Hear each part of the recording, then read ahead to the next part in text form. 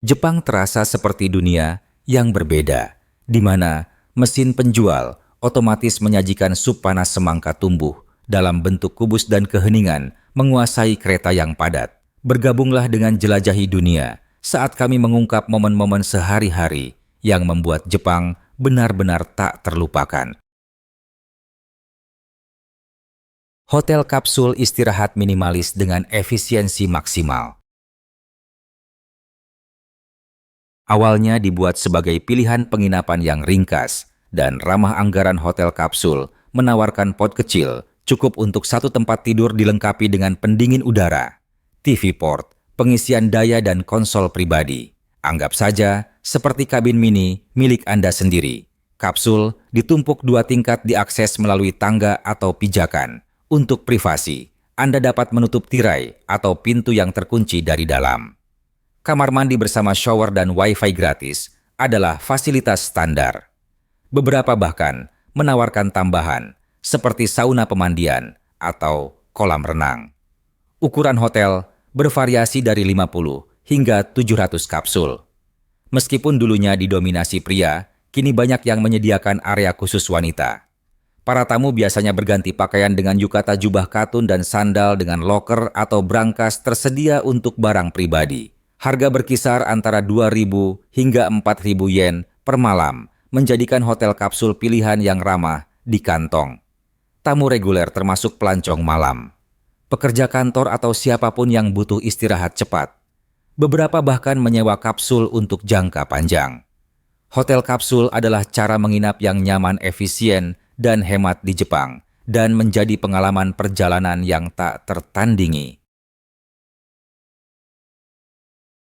KitKat Craze, keberuntungan manis dalam setiap gigitan. Sejak tahun 2000, lebih dari 300 varian rasa KitKat yang unik telah diluncurkan di Jepang. Banyak di antaranya eksklusif untuk negara ini, terinspirasi dari cita rasa dan daerah lokal. Varian populer termasuk teh hijau, kacang merah, ubi ungu, bahkan kecap asin. Pemasaran yang cerdas turut mendorong popularitas KitKat. Pada tahun 2010, Nestle bekerja sama dengan Japan Post untuk memungkinkan orang mengirim KitKat dengan pesan keberuntungan. Kampanye ini memanfaatkan frasa Kitokatsu yang terdengar seperti kamu pasti menang, menjadikannya hadiah populer selama musim ujian. KitKat pertama kali hadir di Jepang pada tahun 1973 dan menjadi permen terlaris di negara ini pada tahun 2014.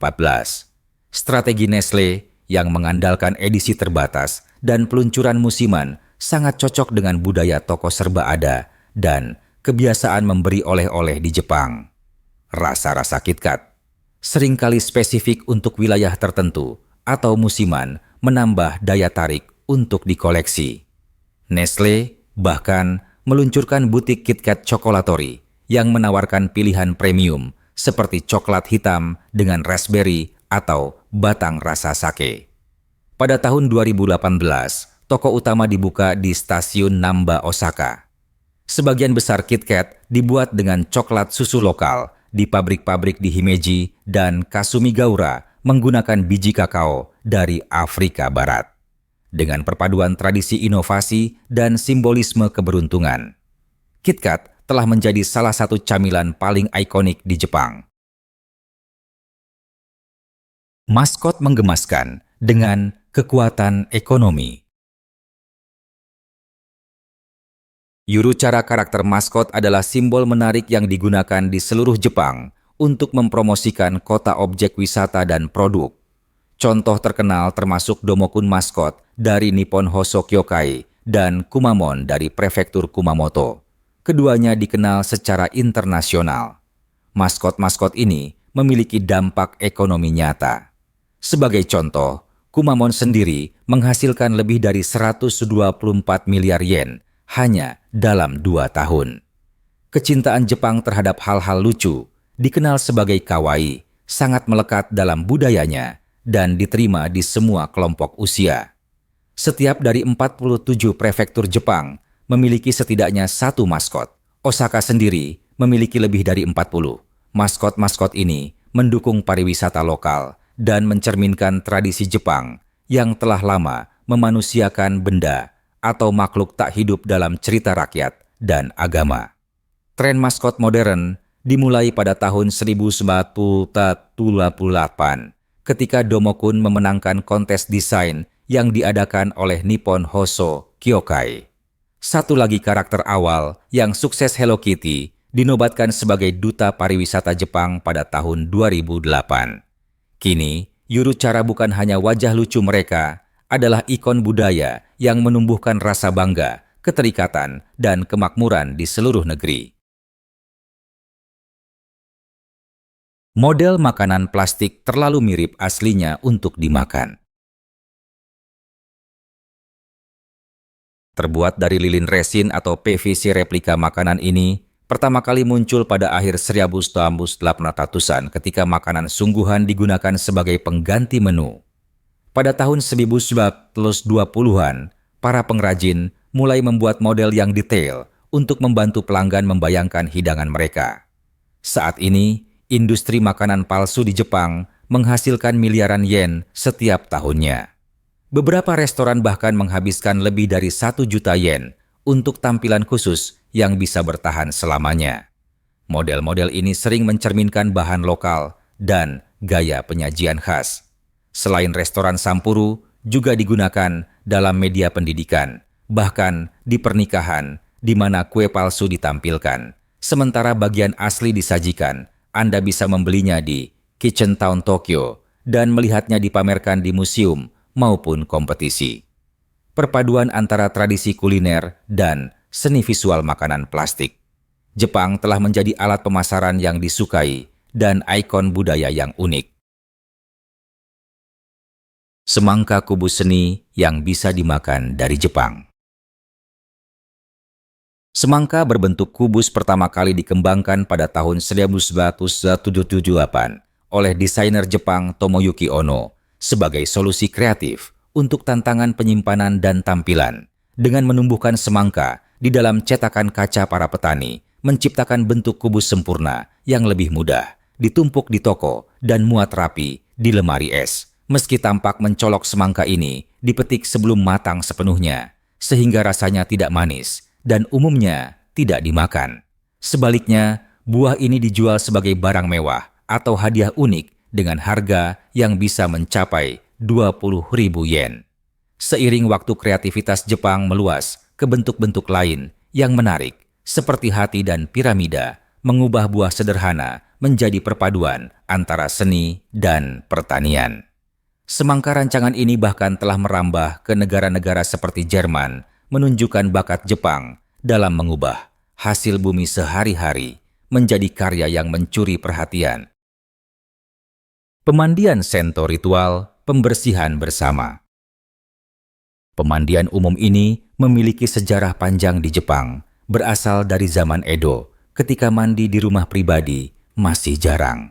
Tradisi itu terus berlanjut hingga sekarang. Sento hadir dalam berbagai gaya, mulai dari tempat bergaya vintage yang nyaman, hingga fasilitas mewah yang modern. Beberapa bahkan menampilkan mural pemandangan alam yang indah. Pria dan wanita mandi di area terpisah. Setelah masuk, Anda menyimpan barang pribadi di loker atau tempat penyimpanan. Berbeda dengan onsen, pemandian air panas alami Sento biasanya tidak menyediakan sabun atau handuk, jadi Anda harus menyewa atau membawa sendiri. Proses mandi dimulai di area shower, di mana Anda duduk di bangku kecil dan membersihkan diri dengan ember serta air hangat dengan hati-hati agar tidak memercik ke orang lain. Setelah bersih, Anda bisa masuk ke kolam rendam. Ingat, jangan melempar handuk ke dalam air. Letakkan di kepala atau sisihkan. Anak-anak tidak dianjurkan membawa mainan dan memercikan air, dianggap tidak sopan. Awalnya, mungkin terasa canggung mandi bersama orang asing. Tapi, setelah terbiasa ini, bisa menjadi pengalaman yang menyegarkan dan mempererat hubungan sosial. Mesin penjual otomatis, kenyamanan yang tak tertandingi. Begitu tiba di Jepang, terutama di Tokyo, Anda akan terkejut melihat banyaknya mesin penjual otomatis Dari sekitar 4 juta mesin di seluruh negeri, lebih dari 2 juta hanya menjual minuman. Tapi bukan jumlahnya saja yang mengesankan, melainkan ragam isinya. Selain air kopi dan soda, Anda akan menemukan produk unik seperti sup kacang merah manis, kaldu udang sup jagung, bahkan kari India. Selama musim dingin, banyak mesin menawarkan sup panas untuk menghangatkan tubuh. Ada juga yang menjual es krim, camilan ramen beku, dan buah-buahan, seperti pisang potongan nanas dan apel iris. Beberapa mesin menggabungkan makanan dan minuman dalam satu unit. Ada pula yang menjual rokok dan alkohol khusus dewasa dengan verifikasi usia. Mesin penjual otomatis di Jepang adalah bukti kreativitas dan kemudahan akses, menyediakan sesuatu yang menarik kapan saja dan di mana saja. Teman sewa koneksi sosial yang didefinisikan ulang. Beberapa perusahaan di Jepang memungkinkan Anda menyewa seseorang untuk percakapan santai dan dukungan emosional tanpa unsur romansa.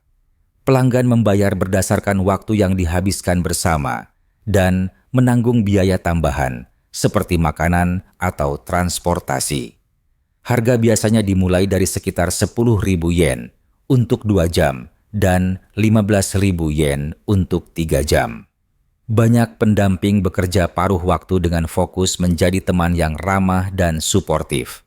Klien datang dari berbagai latar belakang. Ada yang merasa kesepian dan menghargai koneksi emosional. Sementara yang lain seperti hikikomori, orang yang mengasingkan diri secara sosial, merasa lebih mudah berinteraksi dengan cara ini. Bahkan, orang yang sudah menikah kadang mencari seseorang untuk sekadar diajak bicara.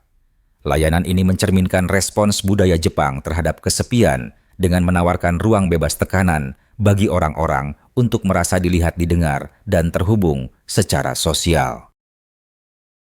Kafe kucing kenyamanan ditemani belayan lembut. Tempat hangat ini memungkinkan Anda menikmati minuman sambil menghabiskan waktu bersama kucing-kucing yang lucu dan ramah. Kafe kucing sangat populer di kota-kota besar, di mana memiliki hewan peliharaan sulit karena ruang tinggal sempit dan aturan sewa yang ketat. Sebagian besar berada di lantai atas gedung-gedung kota dan digemari, baik oleh warga lokal maupun turis. Kebanyakan tidak memerlukan reservasi meski menelepon terlebih dahulu, dianjurkan untuk lokasi yang ramai. Pengunjung biasanya harus berusia minimal 13 tahun. Setiap kafe memiliki peraturan sendiri. Anda boleh membelai kucing, tapi tidak dianjurkan menggendongnya, kecuali mereka mendekat sendiri. Memberi makan dilarang, dan penggunaan lampu kilat saat memotret tidak diperbolehkan, meski foto biasa tetap diperbolehkan. Baik, Anda pecinta kucing sejati maupun hanya penasaran kafe, ini menawarkan pelarian yang santai dan menyenangkan dari hiruk-pikuk kehidupan kota. Hotel cinta privasi dengan tujuan tertentu. Hotel cinta di Jepang adalah akomodasi singkat yang dirancang untuk menjaga privasi. Tempat ini sangat berguna dalam masyarakat di mana privasi di rumah sering terbatas. Hotel ini juga menjadi pilihan hemat bagi para pelancong. Konsepnya berasal dari zaman Edo ketika penginapan khusus menyediakan ruang pertemuan pribadi. Setelah Perang Dunia II, hotel cinta bergaya menara mulai umum digunakan. Pada 1990-an, budaya mobil yang berkembang meningkatkan permintaan, terutama di kalangan pasangan suami istri yang mencari waktu bersama secara pribadi. Pada 1984, hotel-hotel ini mulai diatur oleh kepolisian, mendorong banyak tempat untuk memperbaiki citra mereka.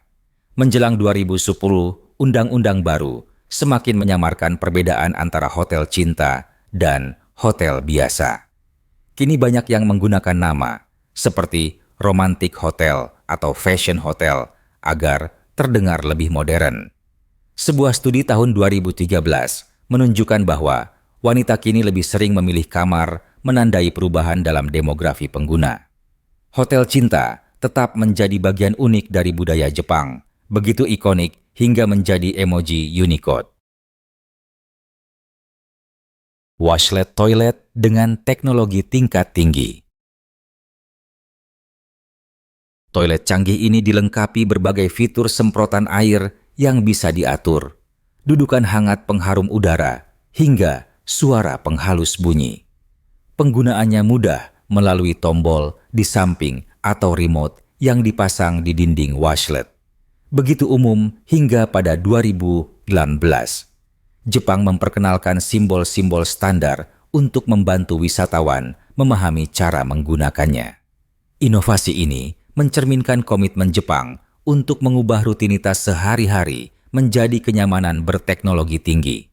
Sebelum adanya washlet, Jepang menggunakan toilet jongkok tradisional yang disebut washiki, yang menurut beberapa studi mungkin memiliki manfaat kesehatan.